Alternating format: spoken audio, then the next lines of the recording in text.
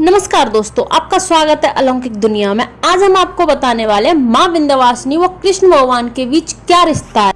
भारत में माँ विंध्यवासिनी की पूजा अर्चना का प्रचलन है। क्या आप जानते हैं कि कौन है देवी माता विंध्यवासिनी और कहाँ है इनका मुख्य शक्तिपीठ और क्या रिश्ता है उनका और कृष्ण भगवान। भगवान श्री कृष्ण की माता का नाम देवकी था। जब मथुरा में कंस के कारागृह में देवकी ने अपने 8वें पुत्र श्री कृष्ण को जन्म दिया, ठीक उसी समय गोकुल में मैया यशोदा ने एक सुंदर सी कन्या को जन्म दिया।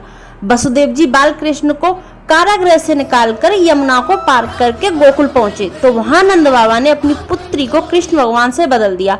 माँ यशोदा निंद्रा में थी, उन्होंने अपनी पुत्री को देखा भी नहीं था। यह सब कार्य भगवान की माया से हुआ था। गर्ग पुराण में बताया गया है कि भगवान श्री कृष्ण की माँ देवकी के 7वें गर्भ को बदलकर योग माया ने ही रोड़ी के गर्भ में पहुंचाया था। उससे बलराम का जन्म हुआ। फिर योग माया ने खुद माँ यशोदा के यहाँ पर जन्म लिया और कृष्ण भगवान के स्थान पर कारागृह पहुंचा। भगवान विष्णु की आज्ञा से ही माता योग माया ने यशोदा मैया के यहाँ पुत्र रूप में जन्म लिया था, क्योंकि योग माया को कंस से भगवान श्री कृष्ण को बचाना था। श्रीमद्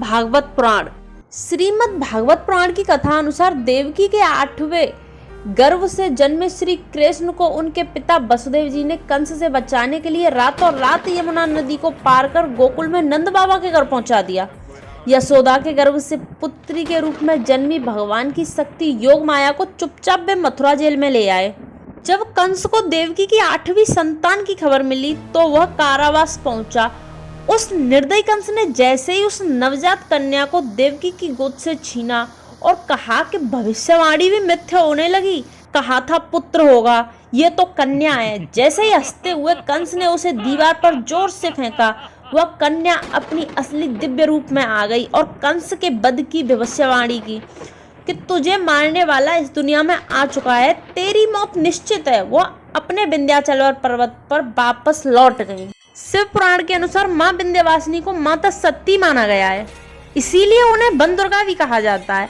आदिशक्ति देवी कहीं भी पूर्ण रूप में विराजमान नहीं है, मगर विंध्याचल ऐसा है स्थान है जहाँ माँ के पूर्ण विग्रह के दर्शन होते हैं। मान्यता है कि सृष्टि आरंभ होने से पहले व प्रलय आने के बाद भी इस क्षेत्र का अस्तित्व कभी समाप्त नहीं हो सकता। यहाँ संकल्प मात्र से सिद्धि प्राप्त होती है। साधकों को ब्रह्मा विष्णु महेश भी भगवती की मात्र भाव से साधना व उपासना करते हैं। श्रीमद् भागवत में उन्हें ही नंदजा कहा गया है, इसलिए उनका नाम कृष्णनुजा है। अर्थ यह है कि यह कृष्ण भगवान की बहन है। इस बहन ने कृष्ण भगवान की जीवन भर रक्षा की है। इन्हीं योग माया ने कृष्ण के साथ योग विद्या व महाविद्या बनकर कंस, चाणक्य और मुष्टिक आदि शक्तिशाली असुरों का संहार कराया, जो कि कंस के प्रमुख मल्ल माने जाते थे। भारत में मां विंध्यवासिनी देवी का चमत्कारिक मंदिर विंध्याचल की पहाड़ियों के मध्य मिर्जापुर उत्तर में पवित्र गंगा मां के कंठ पर बसा हुआ है। प्रयाग एवं काशी के मध्य विंध्याचल नामक तीर्थ है, जहां मां विंध्यवासिनी निवास करती हैं। यह पहला और आखिरी शक्तिपीठ है जो गंगा के तट पर स्थित है। यहाँ से 3 किलोमीटर दूरी पर 2 देवियां भी विराजमान है।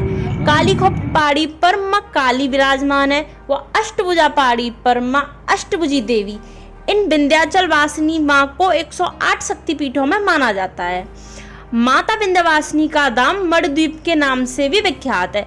यह नाग वंशीय राजाओं की कुल देवी। जय माँ विंध्यवासिनी। अगर आपको हमारी वीडियो अच्छी लगी हो तो लाइक करें, शेयर करें, सब्सक्राइब करें। Thank you.